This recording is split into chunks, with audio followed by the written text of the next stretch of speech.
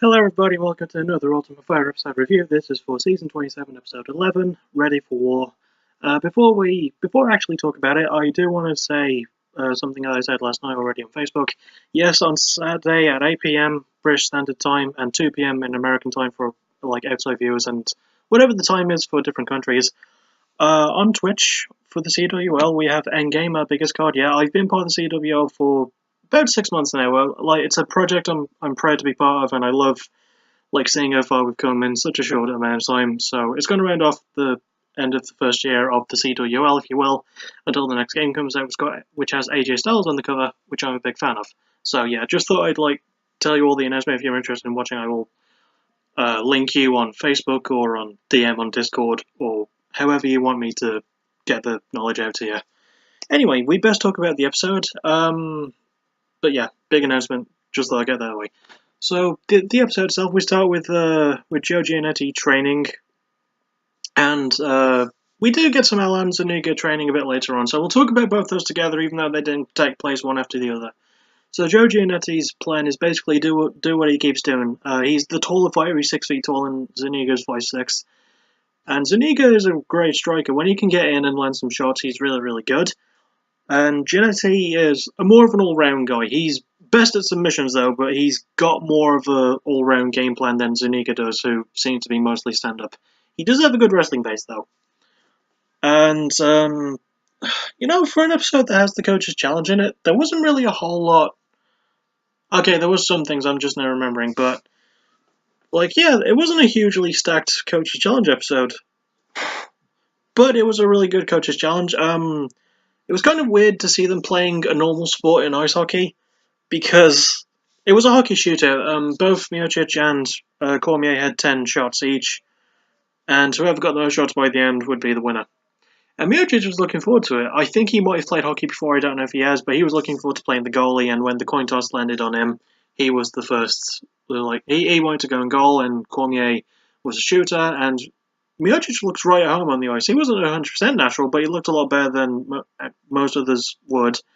Cormier did not look so much. He was very, very clumsy and kept falling over. And he admits, when his kids want to go around ice skating, usually around Christmas time, he's the guy who stands by the side and hangs onto the railing so he doesn't fall in his ass. He fully admits that, so that was kind of funny. But then we have the shootout itself. Cormier gets 4 shots out of 10. And a lot of people are thinking, when they switch places, when Cormier goes out to do it, when Miocic is the shooter, he gets the first 3 out of the first 3. Completely. And then Cormier looked at his fighters and sort of thought of something he said earlier as well, where he said, if we win the Coach's Challenge, I will match the money. He said that. But he looked at his fighters and just thought to himself, I can't let them down. There's 10 grand riding on me to win it, and 1,500 for each of them. I have to win this. And he did. He blocked the next 7 shots completely. Well, he didn't block them completely. Miocic did miss a couple of times. So, still, yeah. Miocic was 3 for 10 and Cormier was 4 for 10. And Cormier won the Coach's Challenge. And it was kind of an exciting moment to see them having won that. So, yeah, I quite enjoyed that. It was kind of more an uneventful Coach's Challenge. It wasn't as fun as the last few have been, mostly because this was a regular sport, and we haven't really had many of those recently. I'm still stuck on 2015 when Conor McGregor and Uriah Faber were dropping watermelons onto a giant target from a helicopter. That is still one of the best Coach's Challenges. That was amazing. But yeah, it is kind of a weird thing. But I did enjoy the Coach's Challenge, so yeah, there's no doubt about that. Then there was Joe Gianetti, who was actually, it was a very nice moment with him, because Tyler Diamond, and Thailand Clark were all sort of in that room, and Tyler Diamond was actually riding Team Carrier on a giant piece of cloth thing. And the reason he was doing that was because Joe Gianetti has a friend named Devin Carrier, or had a friend who died in a car crash a couple of years ago, actually. And he misses him, and Carrier was only a couple of months older than Gianetti, and Gianetti's 22. I'm 26. I just thought I'd throw that out there. But yeah, only a couple of months apart, and Joe Gianetti Like, he said one of the best things I've ever heard anyone say in The Ultimate Fighter. Like, when I have a bad training session or a bad weight cut, I thank God that I'm alive to actually have the bad training session or the bad weight cut. And I'm like, holy crap, the dude's onto something there. So that was a very nice moment, and Tyler Diamond and Tyler Clark, like, being friends about it, was just really, really good. And writing the team carrier thing on the flag was amazing. And we'll get more into that a bit later on as well when we reach the actual fight.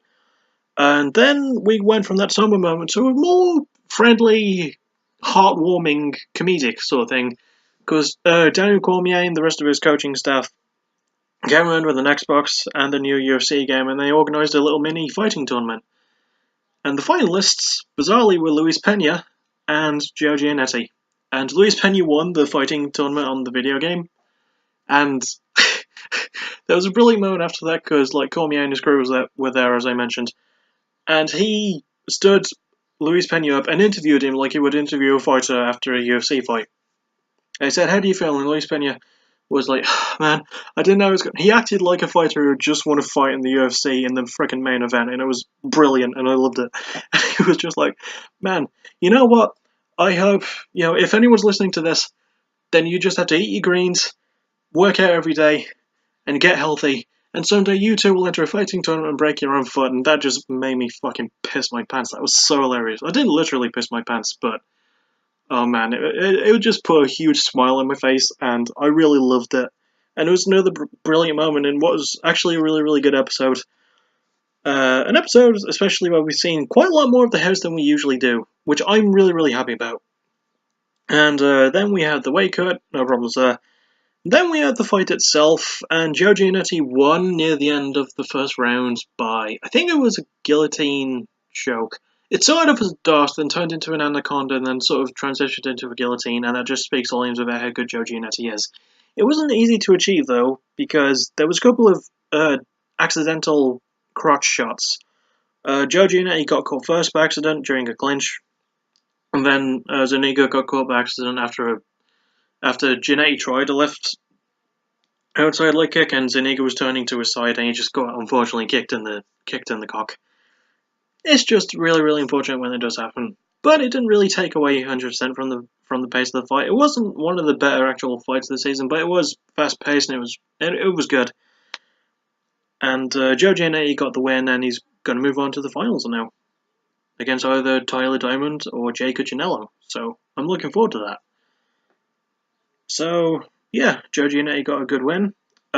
He got the win basically. Zuniga went for a takedown because Zuniga's like 5'6", Gianetti's 6 foot, I'm 6'3", and I would probably still get my ass kicked by Allan Zuniga and Joe Gianetti. Not just at the same time, but individually. But where was I? Oh yeah. Zuniga went for a takedown, Gianetti countered it, got a DOS, and I thought, oh, that was in. And it kind of was for the most part. Then he let go and managed to get a really good anaconda, and then turned down to a sort of guillotine thing. Zuniga taps out. Unfortunate, because I was looking forward to seeing what else he could do, and he was impressing me up until that point. But his height disadvantage and short reach compared to Joe Gianetti, who is probably the dark horse of the season, maybe. Like, although Daniel Cormier did say, "You're not the dark horse, you're the real deal, and you can do everything." So I agree with Daniel Cormier on that. So yeah, good fight, good finish. Overall, really good episode. Not one of the better Coaches Challenge is, but still a fun Coaches Challenge based episode with a lot more emotion in more recent seasons. I've actually really just enjoyed this season in general, and next week is going to be the last episode. I'm looking forward to seeing that and seeing who will move on to the finals. It'll probably be Tyler Diamond, as much as I want Cuccinello to win, because British pride and all that bollocks. Tyler Diamond is just fantastic to watch. So is Cuccinello, but I don't know. It could go either way.